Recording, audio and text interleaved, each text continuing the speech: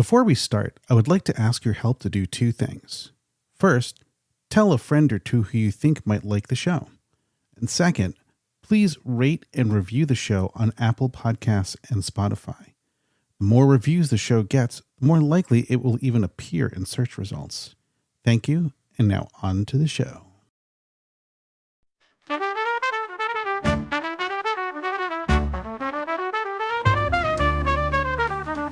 They make the trek out to Burning Man for a week and a day. After a lot of work, oh, there's a lot of play. Party, party, party, drama, drama, drama, bitch, bitch, bitch. Year after year, they come back to scratch that itch. They all say their lives have been changed. After many years, lives have been rearranged. That change is what this show is all about. You'll see the impact of Burning Man up and out. So sit back, relax, and cancel all your plans. These are the stories about the shadow of the man.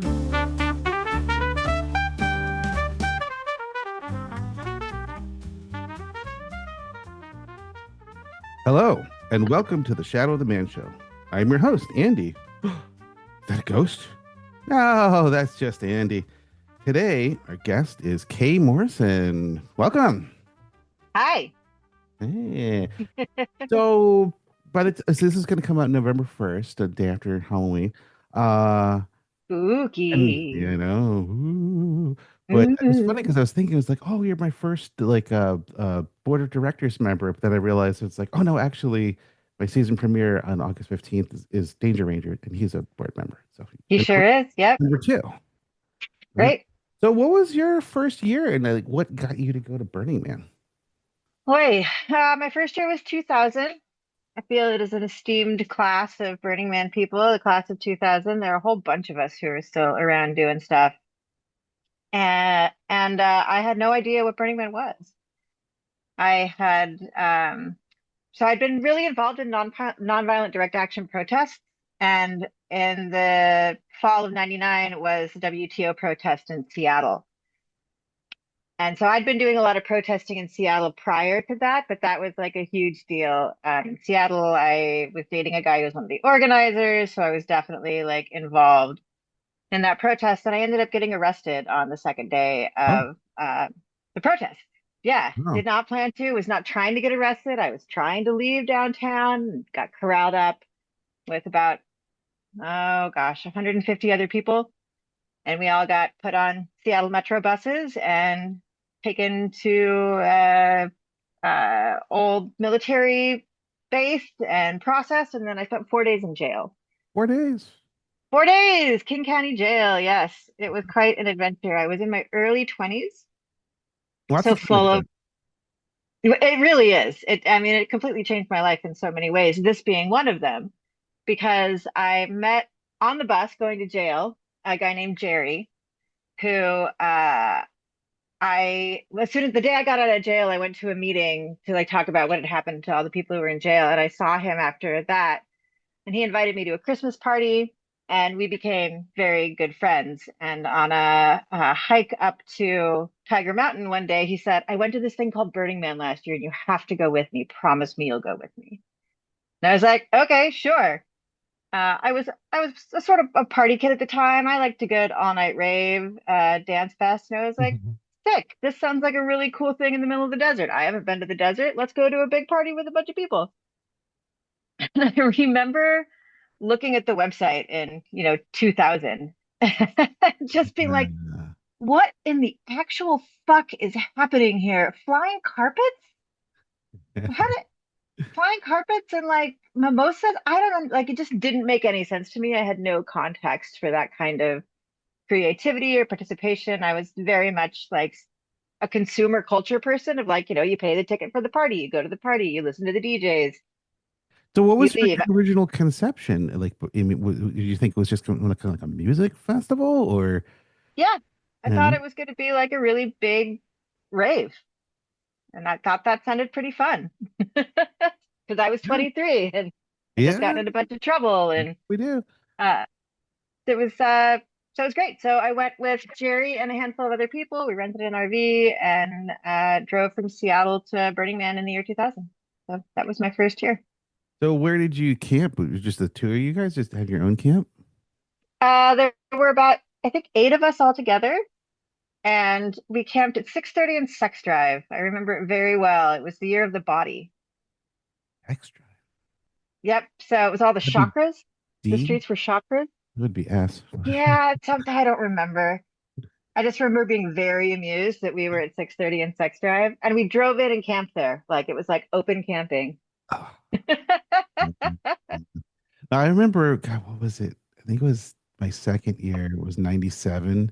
And we were like, we're going to get there early. We got there on a Wednesday, right? Right.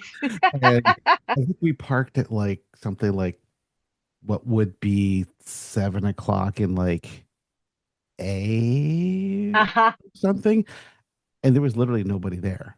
I mean, there was like maybe like a Yeah. couple of people actually on the Esplanade, and then like as the days went by, like every time we'd like you'd leave and you'd come back, there'd be like more and more people. And it was one night like we went out and we went for a while and we came back.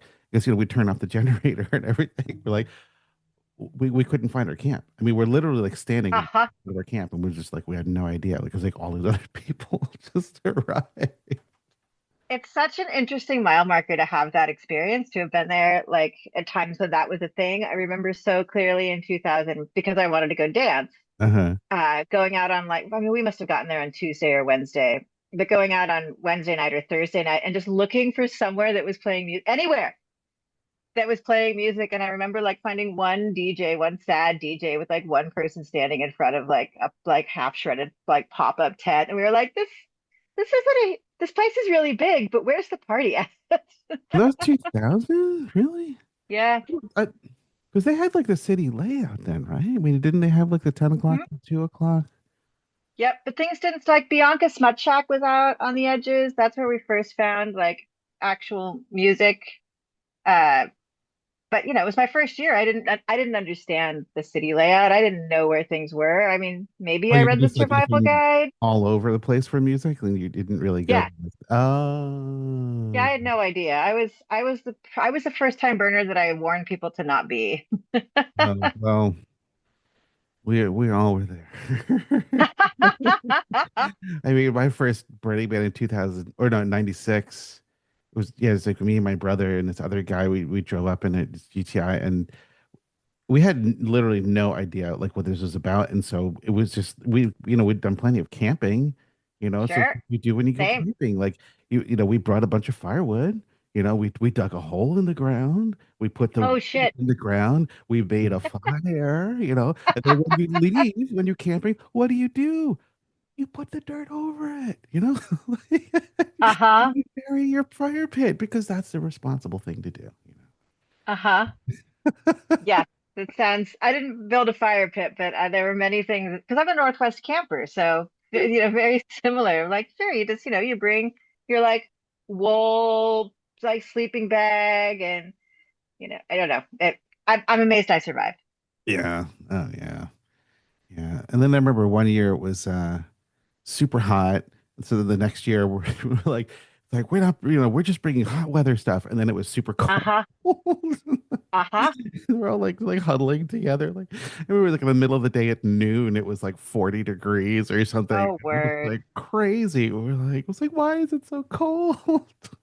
My God, I remember that first year. It rained in 2000 on Friday night, I think. And being like 23 and like a party kid, I was wearing like a mini skirt and like 4-inch platforms and was way out at like somewhere near Bianca, somewhere near like 5 or 2 or 10, and it was raining. And I didn't. I was like, it's the desert. It's gonna be hot, right? Like, I'm gonna go out and look super cute and like dance all night. It's gonna be so great. And it rained, and the playa platforms on platforms that I already had, and like a little mini skirt, a little shirt. And I remember just being like, this is awful. How did you This walk? I didn't, and it was freezing. So I'd like ply the playa off of my platforms and try to get to the next fire pit because there were fire pits all along the Esplanade. And so I just like went from place to place to try to warm back up to get all the way back to 6:30 and Sex Drive from like 2 o'clock in the Esplanade. And Wow.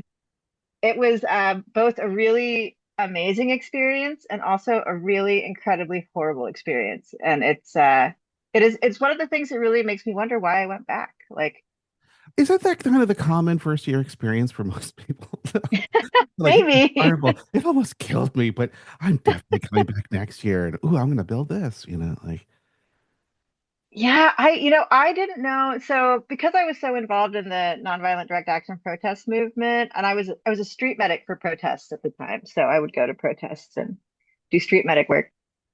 I actually left Burning Man in 2000, came back to Seattle, and 5 days later flew to Frankfurt because I was going to do trainings in Prague for an IMF and World Bank protest there, and ended up not being able to enter the country because of my arrest in Seattle. I was on an international list. I was gonna wonder ask about that. Yeah. So yeah, I banned in the Czech Republic for a while. It was pretty cool. Do you But attach for I you put on? Like, I have a band of the no, but it's a really good story to tell when you get into like, have you been to jail? Have you been kicked out of a country? Conversations that happen in my life with some regularity. It's a good story to tell. Yeah. Um, but that sort of took over my mental space. So I didn't really have time to think about Burning Man because I was in Europe, banned in a country, trying to get to a protest to meet a bunch of my friends to do this work. So it wasn't until I got back from that, and about 6 months later, did I really start thinking about what Burning Man was. Like in the context of like anti-globalization and anti-capitalism work, just like, wait a minute, no money. Wait a minute, gift economy. Wait a minute, a redistribution of what value means. And that's when I was just like, oh, wait, this is more than a party, and I'm curious. This is before the 10 principles were kind of It was. chiseled into stone. Like, yeah. Yeah, yeah, that was 2004 when Larry wrote the principles, right? Yeah, yeah, yeah. Yeah, so certainly before that. Because So I came back and started organizing. That's what I did. I've like finally when I figured out Burning Man, I was like, I will organize all the things. so then by the whole time you were like in Europe and going through all these adventures, it's like was Burning Man coming in the back of your head or was it just kind of completely out? Totally gone. Completely gone. Uh yeah, I came back from that experience kind of broken. And my friend Jerry and a couple other friends that I went to Burning Man with in 2000 were like, we found a theme camp. And I was like, what the hell is a theme camp? They're like, we found a theme camp. We're going to Burning Man with the theme camp. What the hell is a theme camp? And they found the Space Virgins, who are a Seattle camp. And I remember going to their first meeting, having, just come off of a long period of doing pretty intense organizing.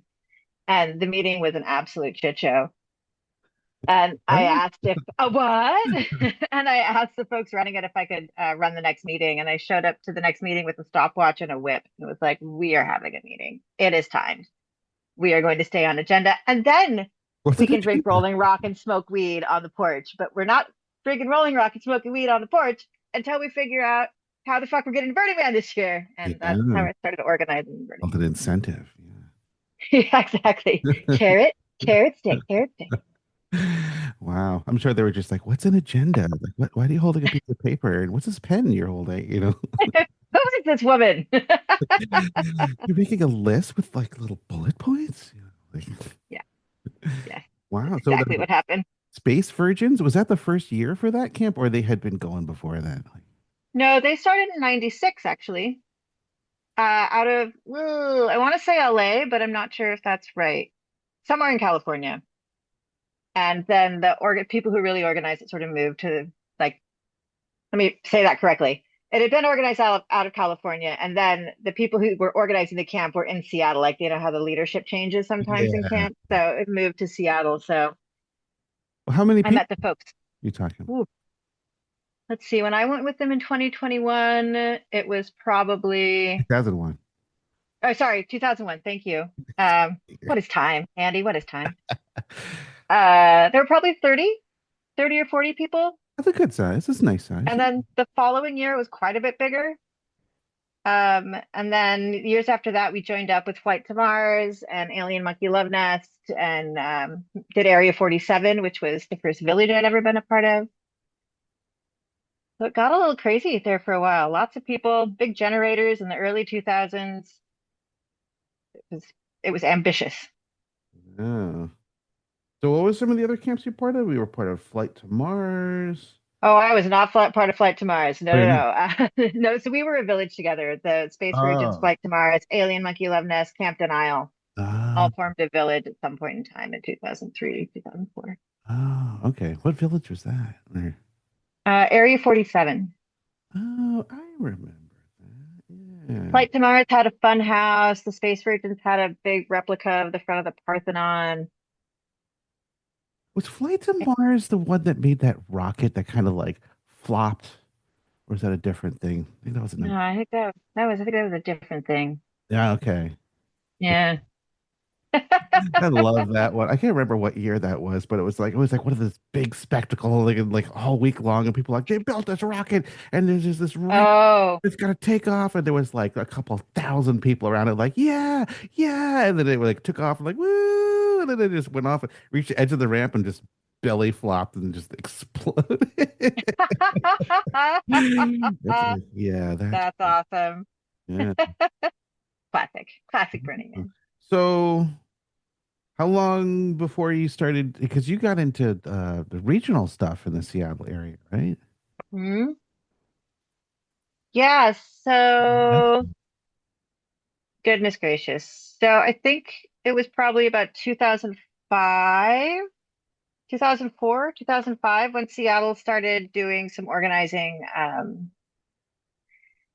in terms of how to manage the money from the events that we were running. So we were running Critical, it was called Critical Massive at the time. It's Critical Northwest now. And then Decompression, which is the Seattle decompression event.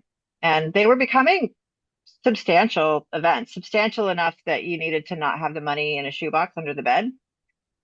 So there needed to be some sort of business structure around that allowed us to get insurance, like those kind of real you need a world bank things. So, account, you need insurance. I mean, there's all sorts of like legal things. uh-huh. Yeah, you could skirt with the money under the bed for a little while if you're like on a buddy's land to do your event or whatever, your friend's warehouse. But Yeah. when that when that when the When it infrastructure reaches a needs to certain exceed the threshold, capacity, like, yeah. exactly.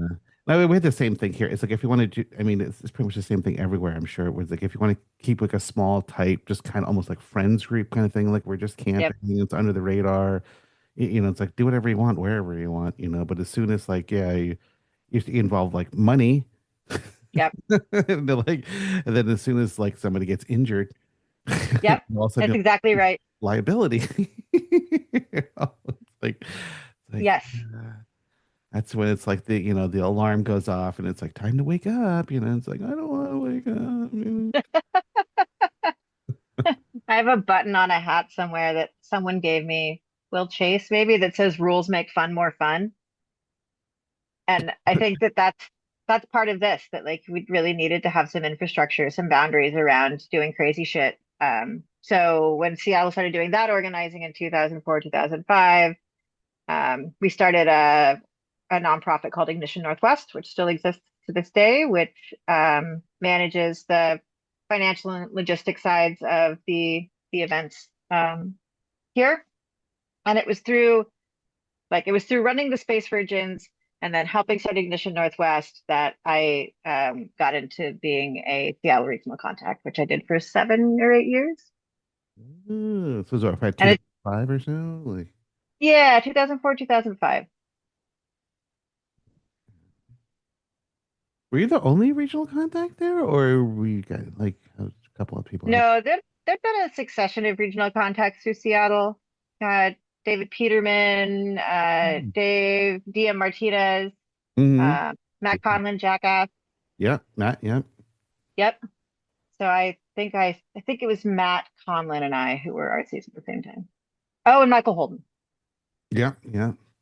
I remember Jenny Kay moved up there for a while. Like, You sure did. yeah, was she like helping you organize? I'm sure she wasn't like she wasn't like an RC there, but No, and that was more recently, she says. But so that was that was a probably while ago. I don't know, 7 or 8 years ago, maybe Yeah, 10 years ago. yeah, time So all flies. this stuff was before that. Yeah. So you did that. So you became an RC, and you did that for like about 7 years. So why did you step down from that? What happened after that? Well, it's through all of those questionable life decisions that I eventually was asked to join the Burning Man Project Board, and I was also a meta regional contact. So I was like, my litany of volunteer titles was just unnecessary. Like other people get to do things, and also I can only go to so many meetings before I lose my mind. Yeah. Uh, Yeah. So so when did you it was a good time to become step aside. so when did you become a meta regional? I was one of the first group of meta regionals, which came Like out of 2009 or 10 or something? yeah, I think that's about right. It came out of a global leadership conference conversation about where is the in-between point between the regional context and the Burning Man organization? Like, is there like an advocacy group or a Peter Dur and then I call it a council of wisdom, a cows of like people who've just been around and through, you're outstanding in your field. It's a movement. There are all sorts of puns that go along with this. Um, That's awesome. but there just needed to be another step between being an RC and like going to the organization. So I think you're right. I think it was 20, somewhere between 2009 and 2011 that the Meta Regional Committee started. Yeah, yeah, I remember that. So then when did they ask you to become a board member? A couple years later, I think I've been on the Burning Man Project board since 2012. I'm one of the founding board members of the nonprofit. Like, I'm certainly not a founder in the ways that like Michael or Crimson or Harley or Marion are. But I'm one of the first people who was on the board for the nonprofit. That was 2012, I believe. I mean, you weren't there at Baker Beach in 1986. I was 9. Larry, this is how you burn a man. Here's an agenda. This is a town. Like, we're gonna go through this step by step. Well, if we can only retcon history and go back. But Yeah, next it's time. funny because one of my previous episodes had Dan Miller, who's Hmm. roommate, and so he was telling me like all sorts of stories, and like one of them, like I'd never realized he was like, 1986 wasn't exactly the first year, and I was like, what do you mean? And he was like, Love this. I think it was like 1976. They went to some Raku like Raku, like the pottery, Uh-huh. right? They went up Sure. in Petaluma Beach. There was like a multi-day Raku like kind of camp out, and so they like had these fires at the beach, and so Larry and I think Dan, I think they both were there, but they didn't know each other at the time, and then later they Oh, love became this. friends, and so he was like, oh, that was like the first seed that Larry kind of saw of like, oh, fire, camping, community, and which kind of like led along, and I was just like, oh, wow. Yeah, it's all sort of a hop, skip, and a jump of questionable decisions that get us to where we are. Yeah, yeah. Well, I mean, if they weren't so questionable, would we be here right now? Absolutely not. Yeah. I Yeah. don't think So, normal is what any of us default to for too long. yeah. But let's see. Let's see. You're also involved in other stuff. Like, Mhm. tell me about the whole like Iron Monkeys. Like, how did that come about? And what exactly is Iron Monkeys for? Or what's Yeah, so that's my crew, my current Burning Man crew. I've been with the Iron Monkeys since 2007. So did Space Virgins for quite a while. Started doing a lot of organizing. Sort of stepped out of Space Virgin leadership. Uh, when that happened, I met the guy who's my partner, Tabasco Mills, who's a blacksmith. And he had just started a group of metalworkers and blacksmiths to start doing art. And they did some sort of light things in 2006. I met Tabasco the end of after Burning Man 2006 and went with Iron Monkeys for the first time in 2007. And we've been building relatively large scale blacksmith steel pieces ever since. We pipe them with propane, light them on fire. Our whole jam is to build gathering spaces. So we want to invite people to sit down, to talk to other people, to hang out for a little bit. So all of our things always have benches. They have interactive fire pieces. They're warm. They offer shade sometimes, so that you really have have a moment of calm in a city that can be so go go go go go go go go go. Um, it's just a quiet reprieve space, and we really love to do it. So I've been doing that ever since we realized that we're getting close to 20 years of doing that, which is absolutely fucking wild. I'm not old enough to have my second like career theme camp career be almost 20 years old. It's almost old enough to drink. Yeah, I It's know. not right. Wow. So is this just stuff that you like place like around the playa, or you have like at your camp, or both, or? Yeah, no, we place it out in the playa. We've been fortunate enough to be honorarium artists a number of times, many times. So we have a piece going out this year called Rerouting, which is a relatively large armillary, fiery armillary. And I know, I mean, look up what armillary is right now. It'll be faster for you to look it up than for me to describe it. But it's a map of it's a map of how the Earth moves in relation to the sun. Oh. So it's a big globe. It's got an arrow that comes out the end. It's like you'll see them in like Harry Potter movies or like on the desks of like important lawyers in Law and Order. Like it's a really iconic image. Oh. No one knows what they're called though. So we're bringing that this year along with some fire pits, some sun gardens, some benches, some big glowing gems from the piece we brought last year, which was called Glimmer and was a big 37-foot wide crown. Did you look it up? Yeah, yeah, yeah. Yeah, you know exactly what it is. Yeah, yeah. Wow. Are you gonna have a second version for the flat Earth?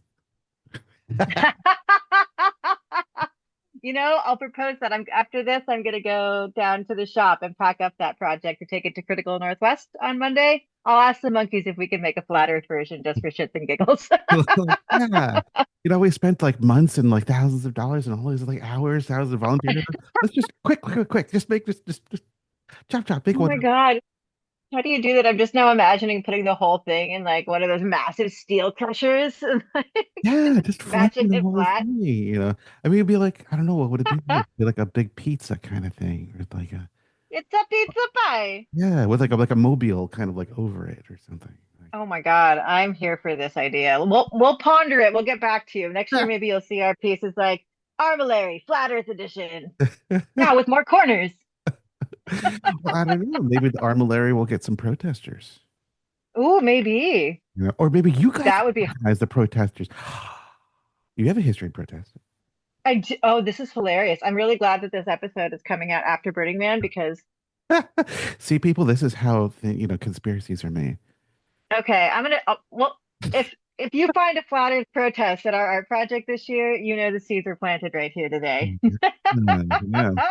Because oh God, I was listening to one of my sister podcasts, Accuracy Third, and Sure. I can't remember who it was, but there was a art project. Totally spacing the name, but it was the whole thing was like it was supposed to be like a half-built amusement park kind of thing, and it had these like big like walls around it. And so then I guess they had some sort of puzzle you can get like in the inside, and they had all these like fake like OSHA posters and things like that. But then like on the outside of the walls, they had like all these signs saying post no bills, and then all week long they would put up posters of different bills, like Bill Murray, like Bill Cosby, Ah, Bill the cat, like. glad. Yeah, that reminds me of speaking of protests at Burning Man. I haven't thought about this story in a long time. My first year, so going harkening back to 2000, when I was heavily involved in the protest world, I remember sitting in center camp writing, trying to figure out what the actual hell was going on. When this group of people came through and handed me a piece of cloth, like a maybe 2 foot wide piece of like fuzzy cloth. And they were like, "You need a sneed." And they handed me this piece of cloth. And I was like, "I need a sneed." Okay. Okay, Huh. Yeah, right. here you go. But Like, I ah, didn't think, please. right. Thank you. My nose is running. And I didn't think about it very much. And then 5 or 6 minutes later, a whole group of protesters came in. They were the Lorax. We are the Lorax. We speak for the trees. Like you don't need that sneed. That sneed is coming from the forest. And it was like an environmental protest based on the Dr. Seuss story of the Lorax. And I was sitting there in this like early 20s like existential crisis of what I was doing with my life at Burning Man in the middle of the desert, having gotten there because I had gone to a protest. and wrapped up in this like, take the Sneed will do everything for you. It's everything you need. All you need in your life is a Sneed. And then the Lorax is coming in, the supporters of the Lorax, like, no, you have to find your own happiness. You can't get happiness through consumerism. And it just exploded my brain. And I was like, I think I'm in the right place, or I'm in the very wrong place. I can't tell. I haven't thought about that story in so long, but like protests, like creative fuckery protest to Burning Man is it's a really cool thing. Like Funny. multiple layers of social commentary. Oh yeah. Well, I'm sure the people in the protest probably like, why is she taking this so seriously?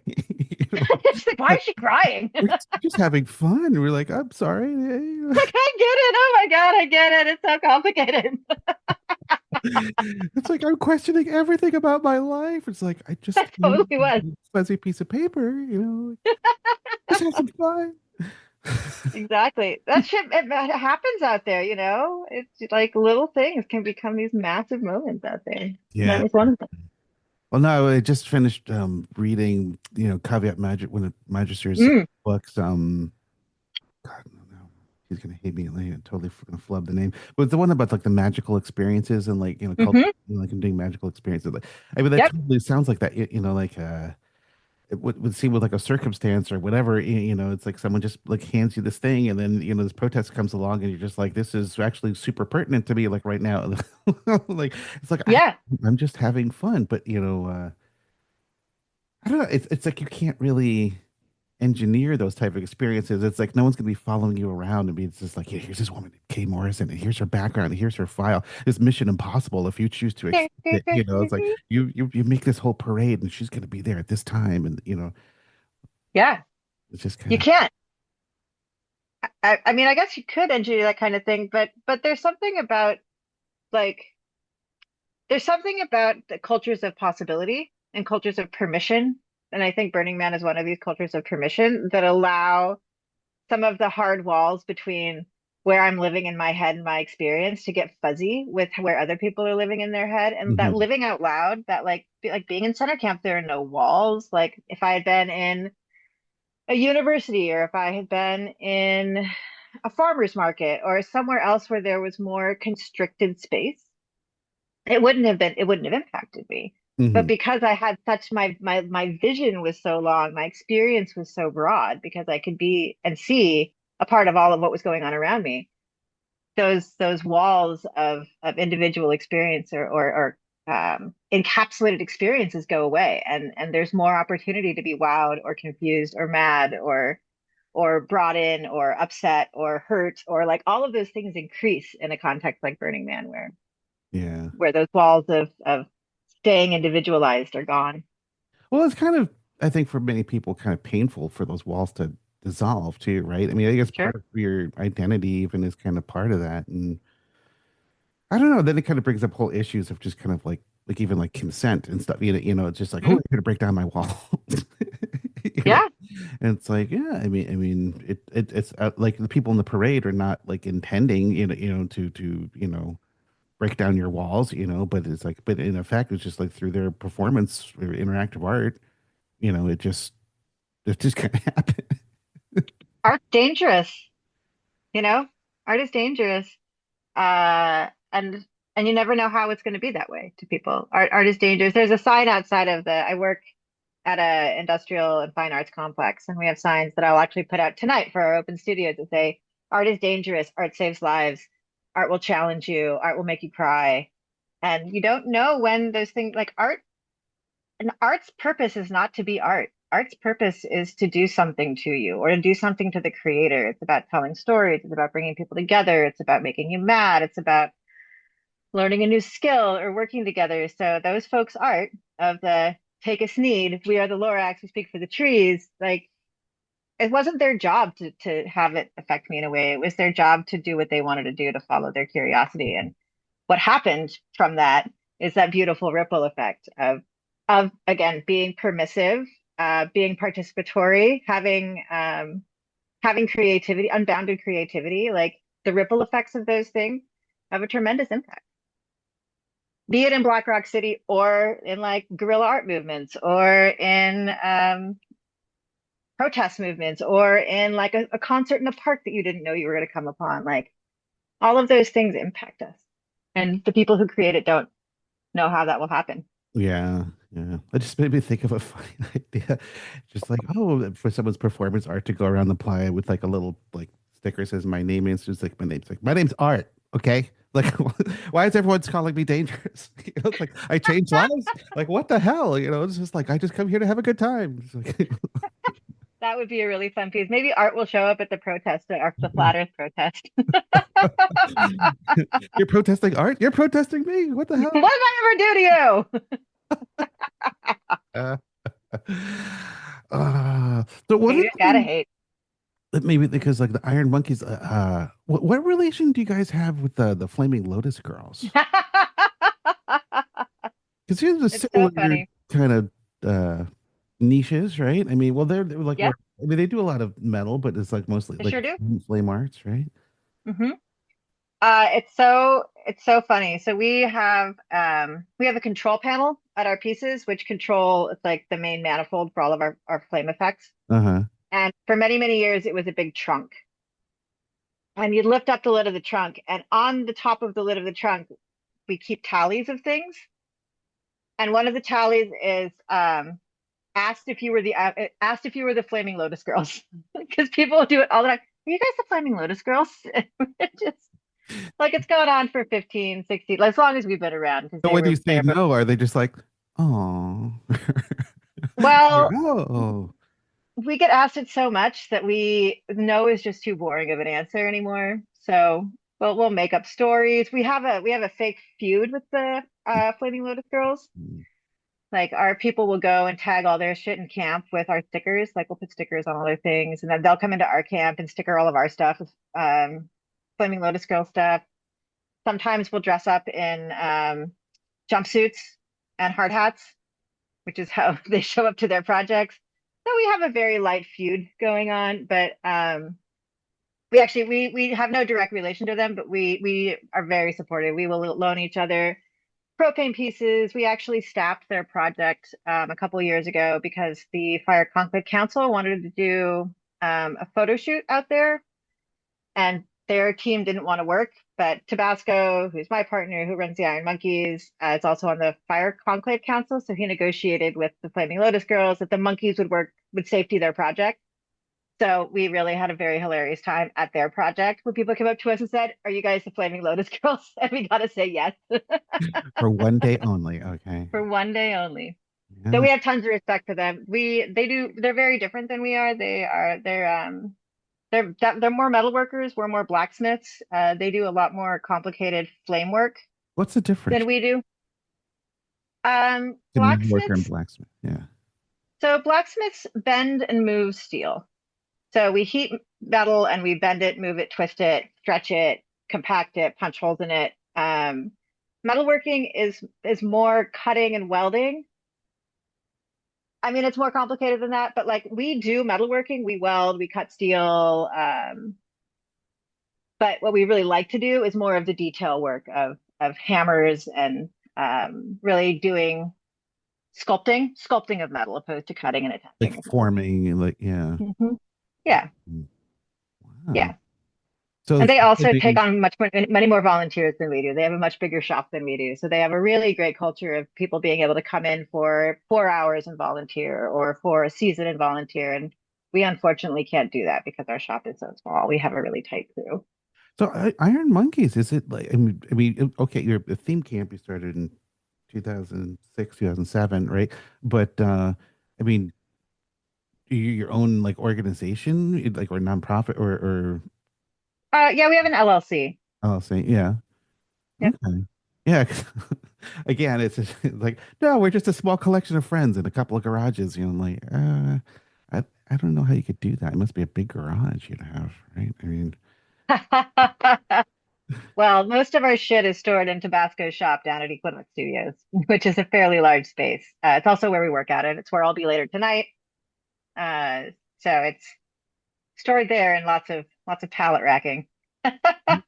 you guys do like does Iron Monkeys do things like outside of Burning Man? I mean, or like you said it's like an LLC. I mean, Not Not so much. The Iron Monkeys really focus on doing large-scale sculptural fire art for Okay. events. Tabasco himself is a full-time blacksmith, so he does lots of other things, and the Iron Monkeys will help him if he's doing like a big gate or a big railing or a big armature for a huge art project somewhere. We will come in and help him, but we sort of the Iron Monkeys proper stick to doing big, stupid, fiery art.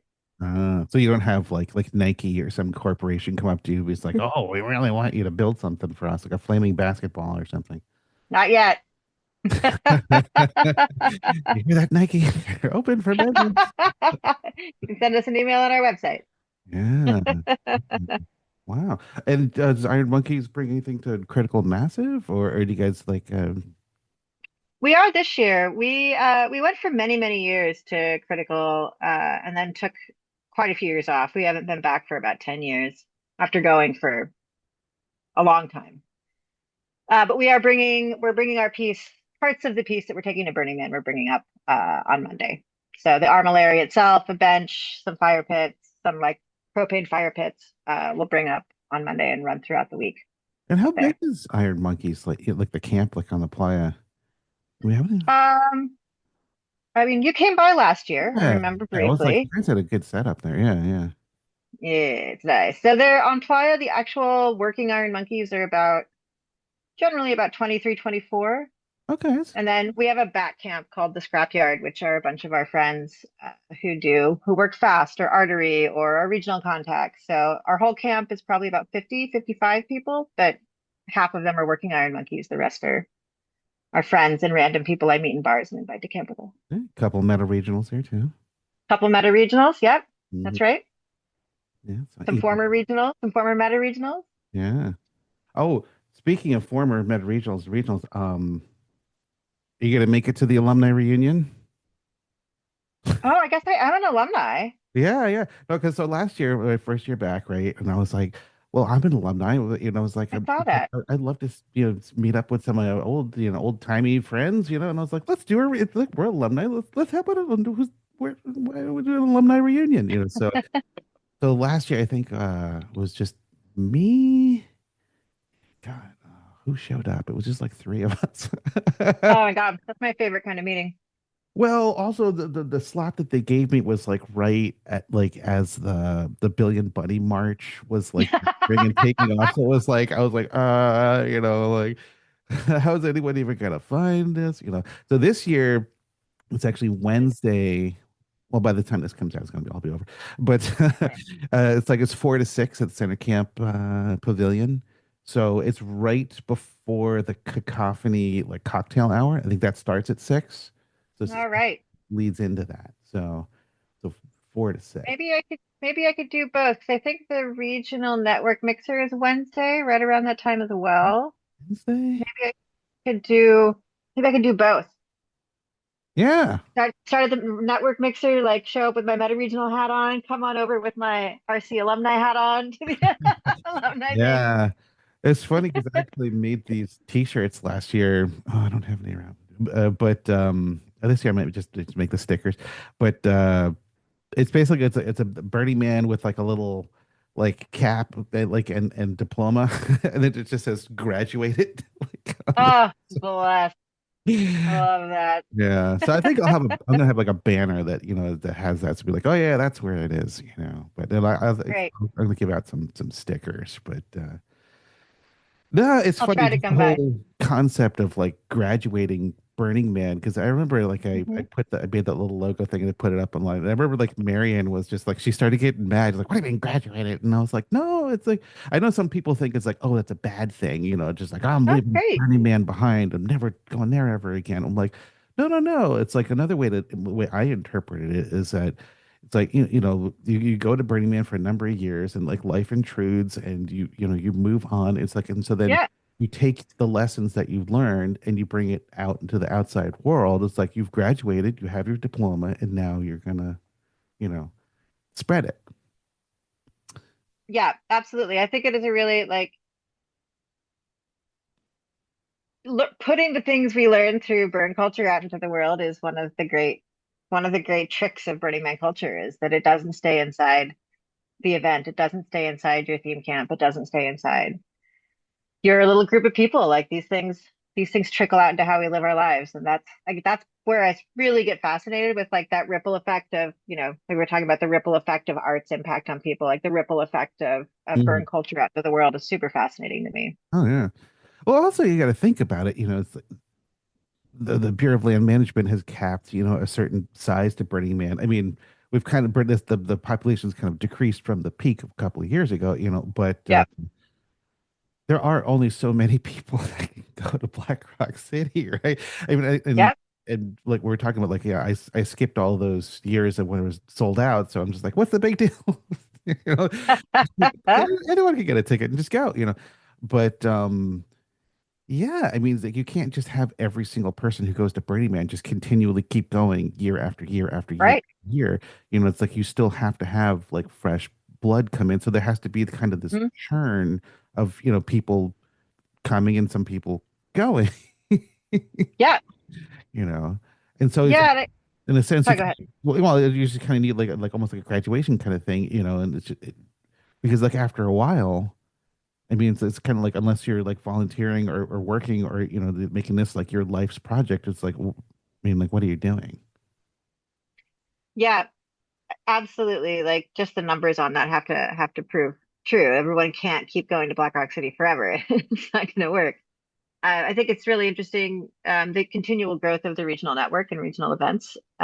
Like Critical Northwest sold out in 30 minutes this year. I think Soak sold out in at about that same time. Oh, The regional events are really they're a real thing. And a lot of the folks, I'm actually sort of excited to be at Critical this coming week because there are folks I haven't seen in Black Rock Desert for quite a while because they had kids. They don't want to drive that far. They need to stay closer to home. They just don't like the dust. Like whatever the reasons are for not going back to BRC, but they're still engaged in burning culture. So I think that is super great. Like there's a whole world of like smells like Burning Man events, rhymes with Burning Man events that aren't official events, but are certainly inspired by a lot of the culture and the principles, which is cool.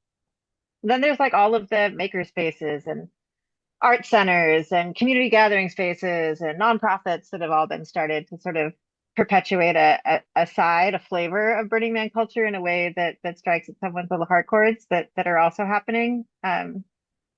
I think it's more radically inclusive than the event is. Like the event is like radically inclusive for 80,000 people if you can afford it, yeah.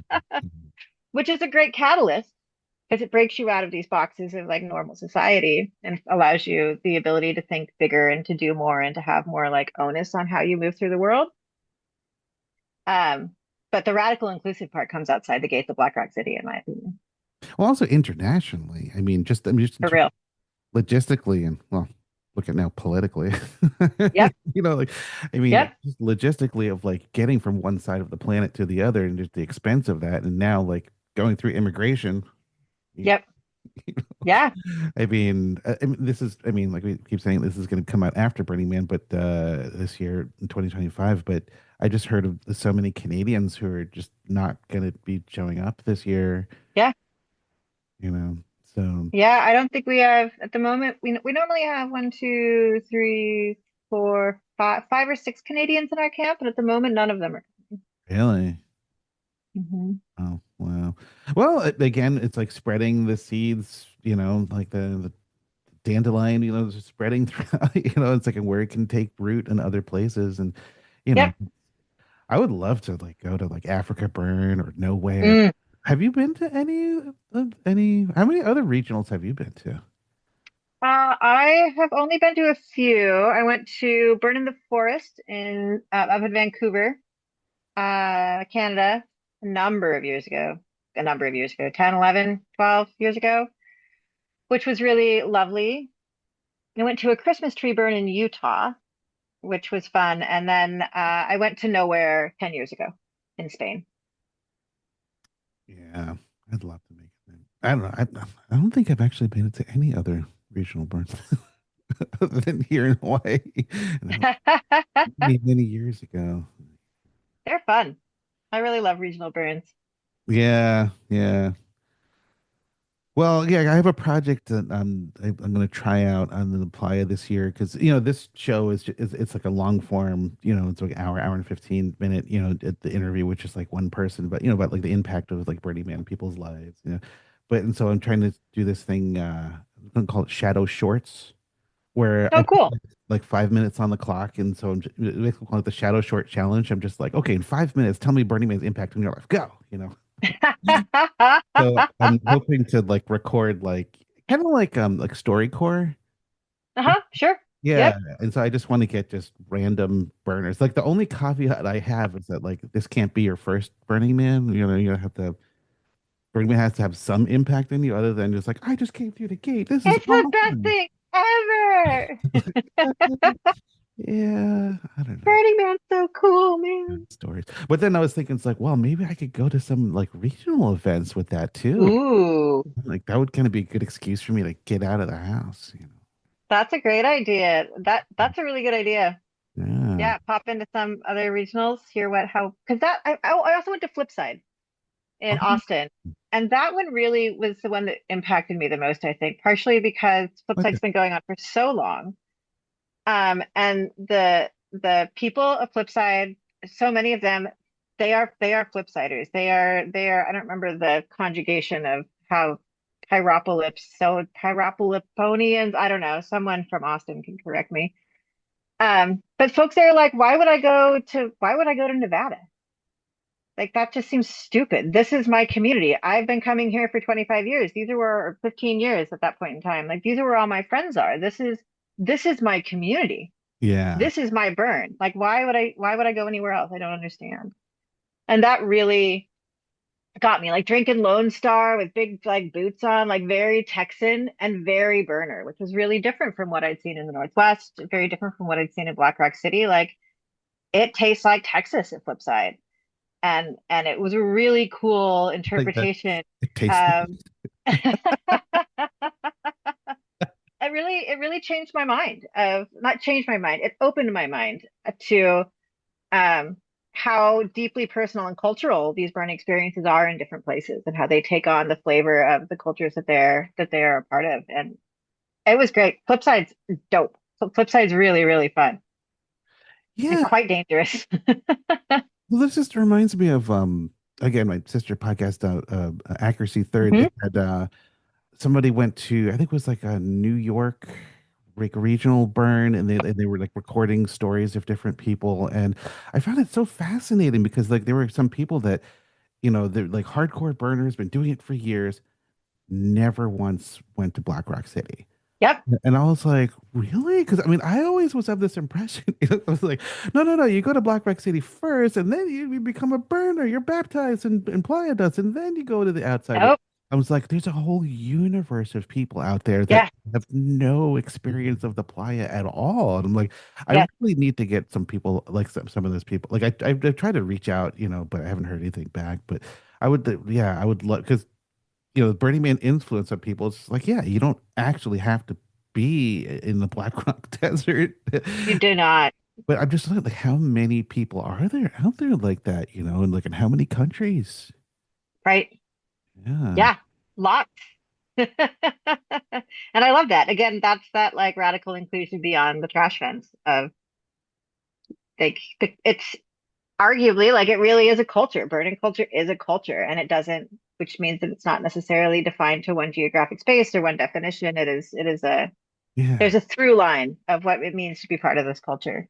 But it's funny because like we're talking about like the 10 principles were only kind of Mhm. codified in 2004. And so like all those years leading up to it, like that was just kind of like it's like the water the fish swims in. It's just kind of like the background was just like, oh, no spectators, it's like being No participate. money. Yeah. Like, and so everyone was just kind of like, oh, when you go to Black Rock City, that's just what it's like. And then it's like, and then Larry's like, okay, no, we need to codify this for the regionals you know, and Mhm. then now that kind of goes out into the world. And so all these people who've never been to the playa, it's like, oh no, we have this blueprint of these 10 rules or 10 principles.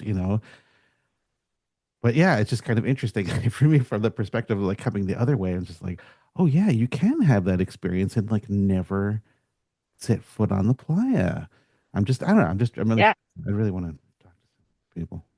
we have a guy in our camp, Pinky, who is one of the leads for DPW, both at Soak and at Critical Northwest, like a lead Hmm. for these things. Like he's been going for a long time to both Critical and Soak. And he went to the Black Rock Desert for his first time 2 years ago. And so we gave him a lot of shit because we'd be like, oh, like, do you have any like virgins in your camp? We're like, yeah, Pinky is like, look at Pinky. It's his first year in Black Rock City, but he's been doing the regionals for 10 years. He's a lead. He runs DPW for like main lead for these events. But so he's a hardcore burner.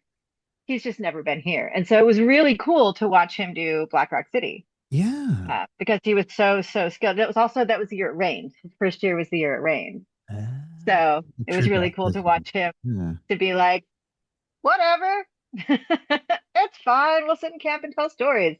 Wow. It was really cool. That is like the complete opposite of my first experience at Brady Airport. Get there, I'm just Same. like, I don't know what the fuck I'm doing. Like, what is this crazy place? Yeah. There was a bunch of like retired people in RVs and like biker gangs, and like we're like, yeah, build a fire and bury it. Yeah, who cares? Oh my God. Yeah, I remember Yeah. somebody There are a like, million ways to burn. yeah, wow, that's incredible. All right, well, let's move on to our second question. Your background. So, where have you always lived in Seattle? Like, where did you grow up? I grew up in Vancouver, Washington, so just north of Portland, and moved to Seattle in 1995 to go to college. And I've been here ever since. Oh, wow. Do you ever travel around or like study abroad? Well, I mean, other than protest. Yeah, absolutely. Yeah, I'm a pretty avid traveler. So I moved to Seattle to go to college, but I dropped out at the beginning of my junior year to protest and then go to Burning Man. And then I didn't go back to college really until the pandemic. I decided to try to finish my bachelor's during the pandemic. And I'm very close, but not quite there yet. But I actually last year I spent 3 months in Granada, Spain, doing a study abroad, which was really incredibly lovely. But I'm also an avid traveler. I've been all over the world. I love to go out and see things. I travel for Burning Man things sometimes, but also just because the world is a magical and beautiful place. Yeah. So, how much of your life does Burning Man take up between like being the board member and an Iron Monkeys and everything else you're doing? Yeah, a significant amount. Less than it used to actually, but it's still the main thing that I spend my volunteer time on, be it building art or going to meetings or Hmm. hanging out and doing podcasts with friends or But it's all volunteer. It's like nothing's a paid position. You're not really, well, board nope, member is not really staff, right? Well, no, yeah, no, certainly not staff, yeah. and none of it's paid. Mm. There was a time when the GLC had that I would do little contracts, like tiny little contracts to do like content development for things, Hmm. but that was it. Aslan, yeah. All right. So yeah, my buddy Peter Durand and I often talk about how much can you afford to pay to volunteer, which is a real thing. Yeah. So I try to balance that, and I absolutely love it. It's a huge honor to be on the Burning Man Project board. It's great to get to build art. I would never have considered myself an artist. I was the organizer who tried to organize the artists. So it's really great to My get to be hero. an Yeah. artist in my own sense now, which is Yeah. cool. That just kind of reminds me, like for many years, I've always had this concept of like, it's like, oh, you die and you go to heaven and you're at the pearly gates and St. Peter's there, and it's like, and he has a big book, and it's just like, would you like to see like how much money you've wasted in your life? And it's like, what do you mean? It's just like credit card fees, bank overdraft fees, parking tickets. When you went to the ATM that one time and you took out $100 and you threw the cash in the trash and you kept the receipt. Food you brought to Burning Man that was like spoiled, it's like you spent $3.2 million. It's like what, but I just like we are saying, like how much money like have you spent like on Burning Man or volunteering or To putting volunteer. yeah, or even just things like we've got all this food for the playa and we ate like half of it and the rest just like, oh, we didn't get enough ice for that cooler and all that food went bad and we gotta like throw it out. I mean, it's not like, oh, that's Yeah. that just happened one time. We try to limit that kind of food waste, but it absolutely happens. The Yeah. first couple years, there's no way to avoid it. You're like, wow, what's that cheese? Ooh, is it cheese or Yeah. is it a sponge? I can't tell. Yeah. No, I it's hear. I've gotten to the point now where like last year I was camping at nowhere like Oh, huh? yeah, Yep. yeah, center camp. And so like Jenny was kind enough to like, have me camp there with her, and then I had to bring everything I needed from Hawaii, right? So I had two duffel bags. I had to have like my tent and everything, and including all my food. Like, they provide like water and like electricity. I don't need much electricity, but I was like, oh my food, food. I'm like, how am I gonna do that? So then I was like, I know, those mountain house, like those free dry like meals. Uh-huh. Oh, I'll just bring a bunch of those and then Uh-huh. forage around, and I think I purposely brought only like three-quarters of the amount of food that I thought I would need, because I was like, oh, I'll Right. just eat that. And like I didn't even eat all of it, It's like there were other like the playa provides or whatever. Although I For hate, sure. but yeah, so then this year, like I'm going with my brother, I'm just like, we're only doing freeze-dried food. Like that's it. Like no coolers. Like, it's like Oh, you don't have to go around to like all of these different like stores. It's like it's like, oh, we got everything. We got to Costco, we got to go to Safeway, we got to go here, we got to go there, go to Beverage and more. Like it's like no, no, no, none of that. Like these Ziploc bags, you put like some hot water in it, you stir it around, and then when you're done, it's like the trash is just this little like bag, and the only thing right. that you need is a spoon and like a kettle. Yeah. you know I dig it. and I was just like, oh my God, it's like that's so much easier. It's like don't have to have an entire kitchen, it's Mm-hmm. like the moop, the trash you make at the end is almost non-existent. Nothing goes bad. Like if you anything you don't eat, it's just like, oh, throw it in the trunk and use it again next year. Next year. I mean, I don't know if you could do that for a camp of like 100 people, like, but You could try. yeah,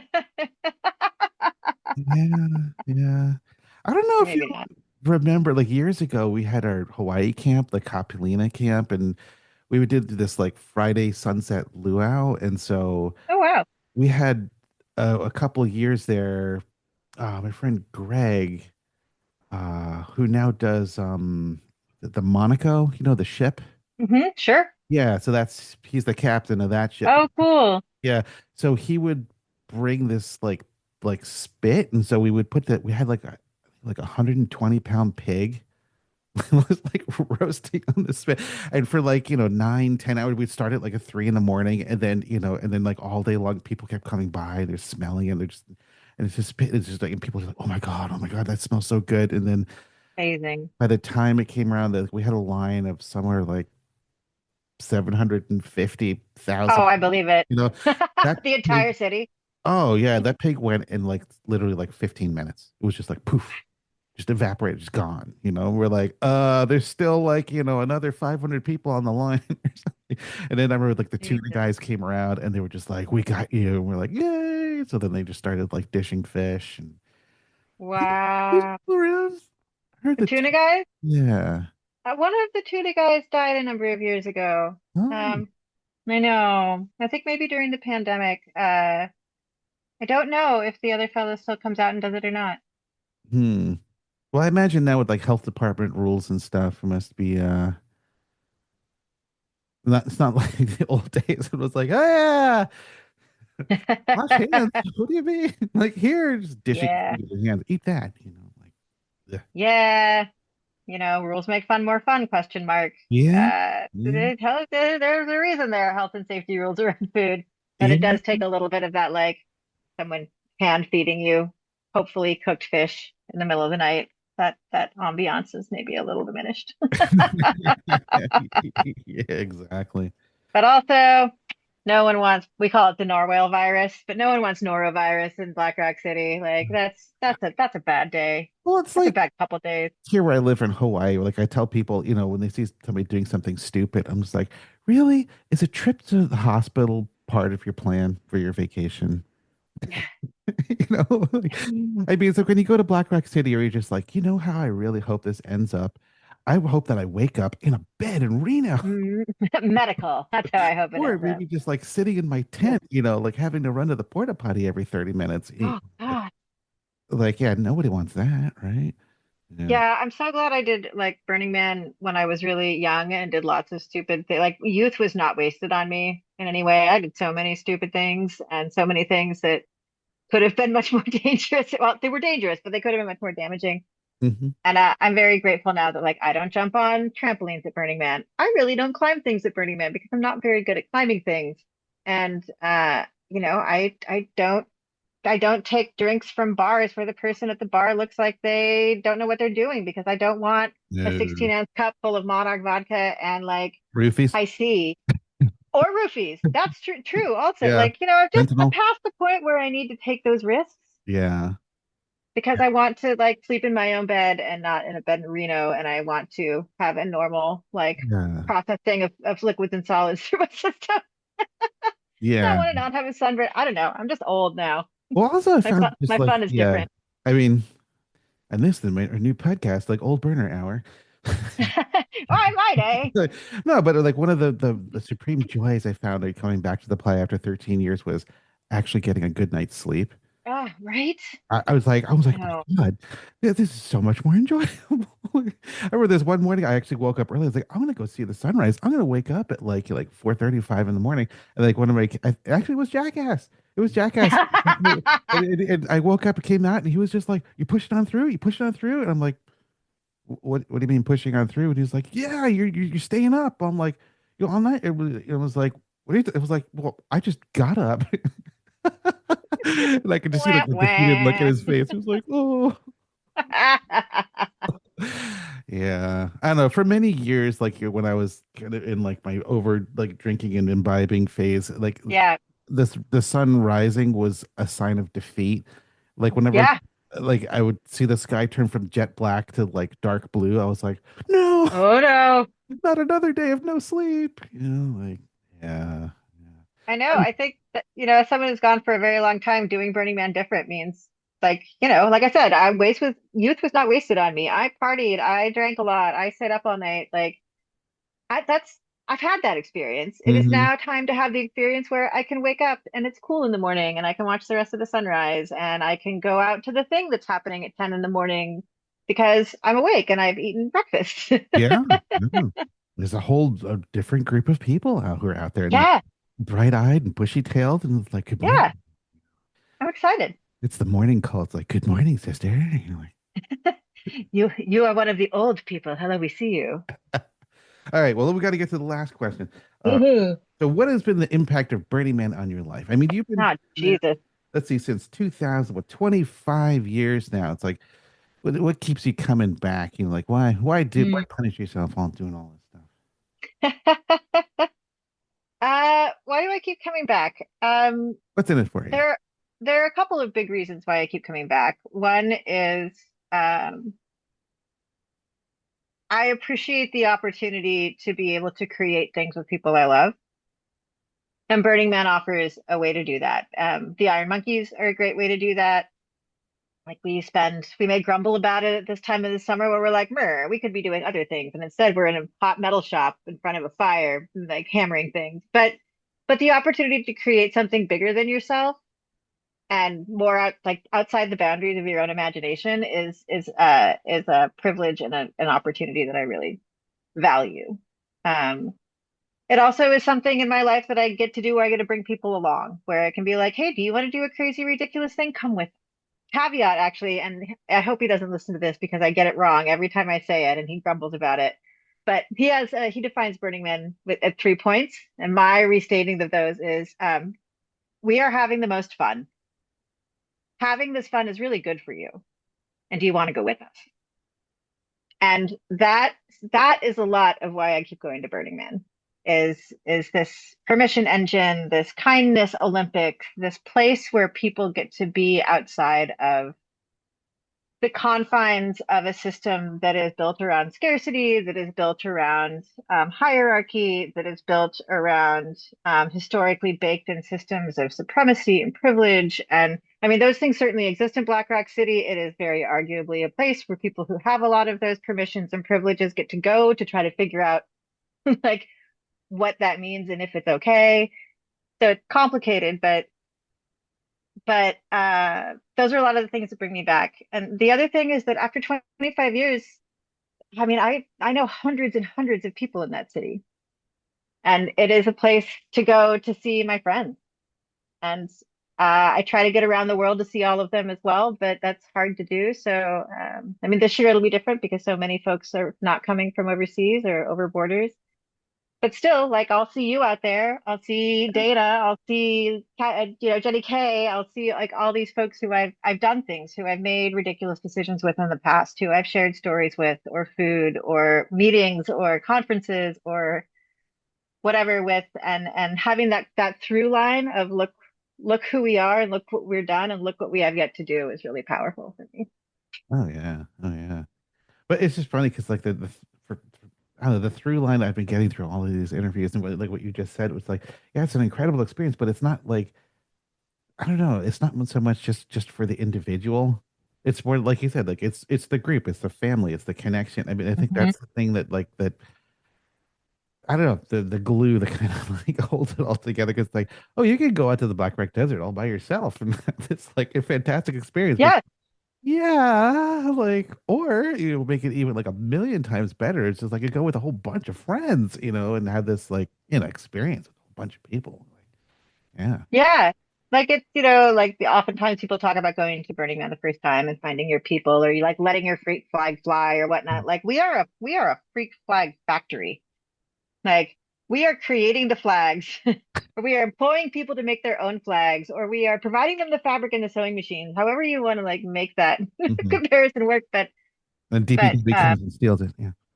yeah, right. And then like the Flaming Lotus Girls build you a new flagpole, and like yeah, it could go on. But that, especially in a world that feels like it's really trying to divide us and really trying to pit us against each other and keep us in this like again scarcity mindset or hoarding mindset of resources or emotions or morality or whatever. Like I think Burning Man is Burning Man culture, Black Rock City, Critical Northwest, like whatever wherever Burning Man culture has its dusty little tendrils, fights back against that othering, fights back about that against that divisionism. And I think right now it's incredibly important, and it's always important, but it's really, really important right now to remember that if we take off all of these things about how much you make and like what your political lines are and how you identify yourself and who wants to judge you for identifying yourself some way, that actually we can all eat bacon at sunrise together and get along just fucking fine. And so, what are these systems doing to serve us? And what is like, power is our creativity and our humanity and our kindness all being squelched by these things that are being laid on top of us? And I think it's incredibly important to be able to like get your head up out of the water for a second and take a breath and be able to be like, oh, fuck, yeah, bacon does taste good with everybody in the morning. It doesn't matter if we don't speak the same language or any of those things Yeah. that are so built to divide us. The only thing better than bacon in the morning is Dang bacon it. and homemade pie together in the morning. Oh shit. That's a possibility? Yes, it's called the Okay. Breakfast of Champions. Yeah, but yeah, Damn. I mean, just looking at like politically and everything, just right now, especially like it just seems like people are so concerned about how we can divide each other off. It's like my team, your team, but whereas Burning Man is kind of more like, no, no, no, let's dissolve these walls. And it's like, how can we actually connect and come together, right? So, did you read Marion's, well, at this point now, recent article in Hmm. the was it the Reno Gazette? Yeah. Yeah, Yep. I totally 1,000% like love that because it's It was exactly great. what we're talking about. I mean, I'm just a little sad that it hasn't gotten like more reaction for people or more play. But like I guess maybe it's one of those things where people, if it's just like, well, yeah, we all agree with that, so no one's going to talk about it. I mean, maybe it becomes like a big topic on Reddit or whatever. People just like, no, screw you, man. Like, I don't like that. But no, I mean, the whole gist of it for listeners, when you should go listen to that, maybe I'll put the link to that in the show notes too, was just exactly what we're talking about. Like, like Burning Man just through its essence, whether it's Black Rock City or regional events or everything, it's like it dissolves the boundaries between people. Like it fosters like human connection. Like perhaps that's one Yes. of the greatest gifts, in terms of like, oh, Burning Man's changing the world. It's just like, well, maybe not directly, but Yeah. in some small way, it's like this is the gift that we can kind of give back. It's just like, hey, remember, we're all people, and you know, we're not so. Yeah. I think there's real power in remembering that joy is resistance, that being able to have levity, creation is resistance, being able to build art or make pie to share with bacon in the morning or develop a sick ass DJ set or do your ranger training or give someone a band-aid when they need it. All those things of joy, of creating a moment, those are all it's resistance. Mhm. There's a great quote that's been going around. I don't know if it's going around everywhere. Definitely in Seattle because Dan Savage is from Seattle. But Dan Savage has a quote about the period of the AIDS crisis. And it makes me cry every time I say it. I say this quote like 3 times a week to people, and it's going to get me this time too. We buried our friends in the morning, we protested all afternoon, and we danced all night. I love And it. I like it gives me like goosebumps. Yeah. But I think that there's some truth to that. You have your feels, like you sit with your feels at a perfect point in time. You stand up and you talk about what's important to you. You resist, you protest, you build, you create, and then you find joy with your people. Oh yeah. And that is a huge part of Burning Man for me. These are people I really like to find joy with Yeah. because they weird as hell and they find joy in all sorts of strange ways. Oh yeah. Oh yeah. The world will be saved by art, and then art like, hey, what the hell? Why do I have to save the whole world? Like, oh God damn it! God damn it! Another thing I gotta do. To see him scratching out his name tag like Bill. Mort. Yeah. Not hard anymore.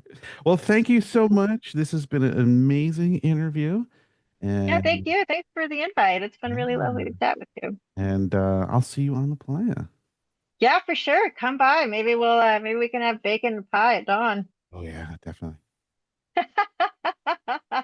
Awesome. Thank you, Andy. Hey. Thank you for listening.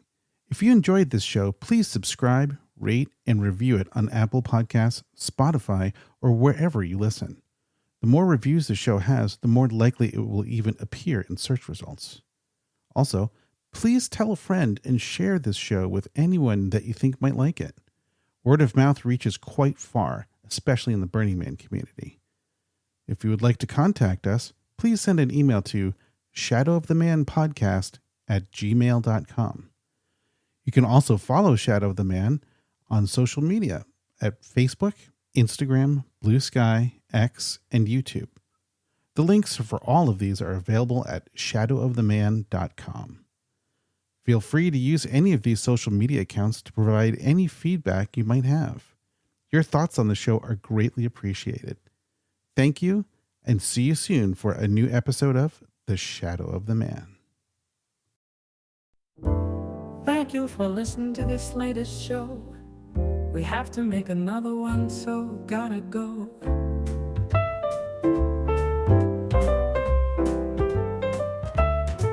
Don't worry, for next month we already have one in the can.